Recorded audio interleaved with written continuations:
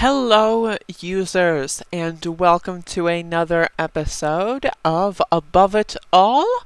And I would love for this episode to be just me playing this clip here of Jacob Blake's sister, Letetra Widman, and her, what I think was a very powerful and very impassioned speech at a press conference. And I just wanted to signal boost this because this is something that I thought was pretty good. So, without further ado, I'm just going to let it go.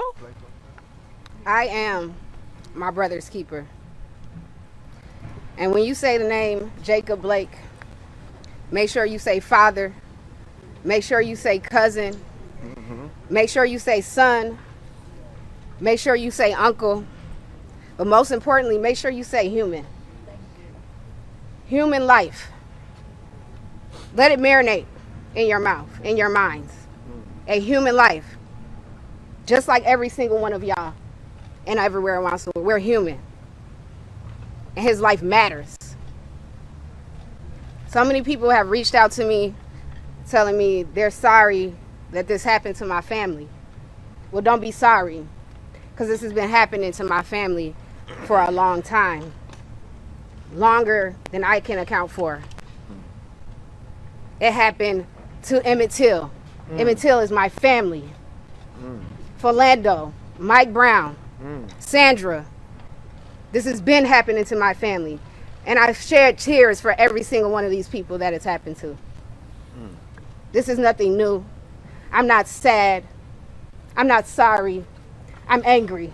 And I'm tired. I haven't cried one time. I stopped crying years ago. I am numb. I have been watching police murder people that look like me for years. I'm also a Black History minor. So not only have I been watching it in the 30 years that I've been on this planet, but I've been watching it for years before we were even alive. I'm not sad. I don't want your pity. I want change. Again, very, very, very, very powerful statement.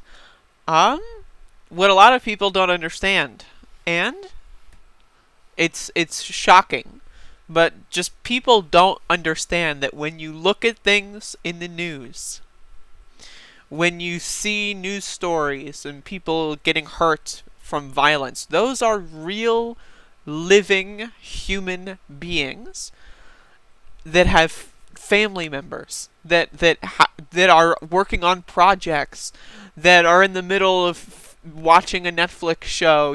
Like, these are real people that do the same thing that you do, and there's this giant disconnect. And I appreciate her for adding that synthesis there of this has always been happening. This isn't abnormal.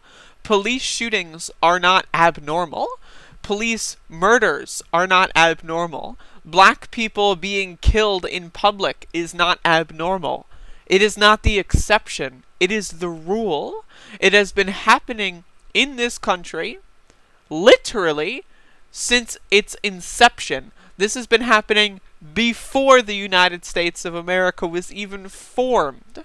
This has been happening. This is something that we need to work on as a society. And yet, you see these criminals that just don't understand that, oh, someone looks a little different than me. They speak a little different than me. They have a different hairstyle than I do. They wear different clothes than I do. But that means, like, they think that those people are just not human. They think that they're animals. They think that they're dogs or cats or lions or bears. But no, they are human beings. And that's the thing that I couldn't, say as eloquently as she did. But it's just tremendously awful that we have to live in this society where every few months turns into every few weeks, turns into every few days, we see another incident of police killing somebody for no reason. And then you've got this other side of the spectrum that there's the liberal side that doesn't see humanity in other people but likes to claim that they do. And then there's the Republican conservative side that doesn't see humanity in people and is proud of it. They acknowledge their fundamental character flaws and they parade that around. And I'm going to cover in the next video the shooting that happened. And there's a lot to unpack there, so I'm still looking at that, but I wanted to put this up first. Because we're all human, and like I've been saying, this is a class war. This is not a race war. This is not Republican versus Democrat. This is not any stupid cringe that you think it is from looking at your Facebook boomer feed. This is a class war.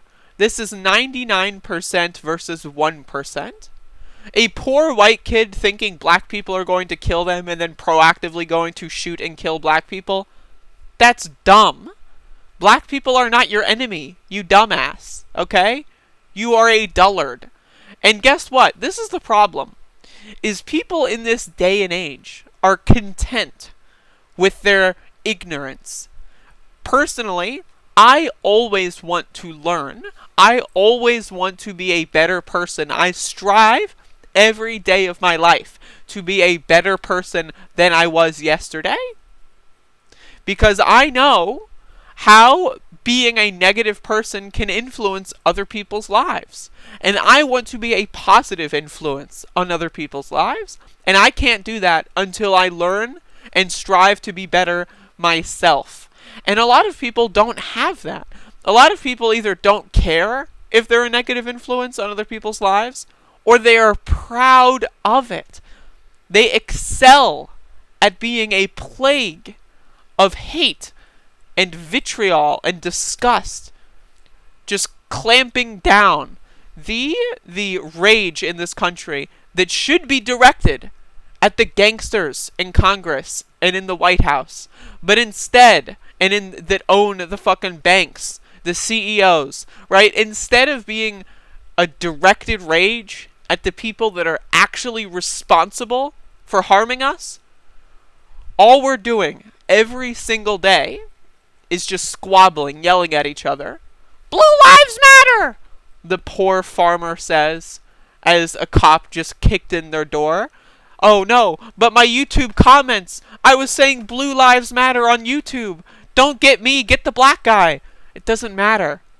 Fucking cops have hurt me. Cops have beaten my mother, right? Look at my skin color. They don't care what color you are. They will beat the fuck out of you, regardless of what color you are. Now, it just so happens that when people that are black get beaten or shot or killed, nothing ever happens. Most of the time, when white people are beaten or shot or killed, usually something happens. Because usually there's a system in place that says, uh-oh, you shouldn't have done that. Whereas when a black person is killed, it's just a national news story and nothing happens. The cops who shot Jacob Blake are on a paid vacation. They got administrative leave, a paid vacation for attempting to kill someone. If I were working at a pizzeria and a customer comes in, right, and I just shoot them in the face, and they don't die, but I just shoot them in the face with the intent to kill, would I get a paid vacation? No, I wouldn't. I would be in jail. Why is it different for cops? It shouldn't be, and that's the problem. And it's not just the cops. It's this whole Republican versus Democrat versus just this stupid war going on for no reason. Black people aren't coming out and looting and rioting your home, you idiot.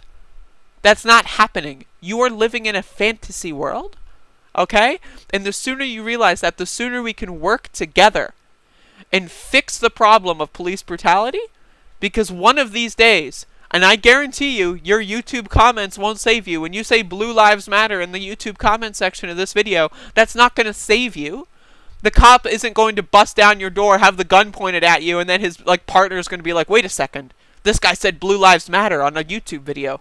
and then they're going to put the gun away and then help you back up on the floor, off of the floor. That's not going to happen.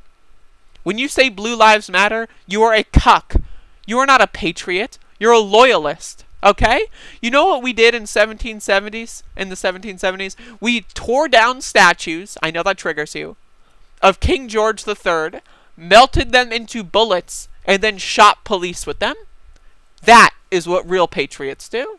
So when you go out there with your vigilante squad to shoot poor people who are protesting, you're not a patriot. You're a loser. You're a loyalist loser who is sacrificing the rest of their lives for no reason. There is no reason to kill one another. Just, it's horrible. It's horrible. But again, I just wanted to signal boost this. I'll link this in the description if you want to share. And I'm going to make more videos about what's going on in Kenosha. Thank you for watching.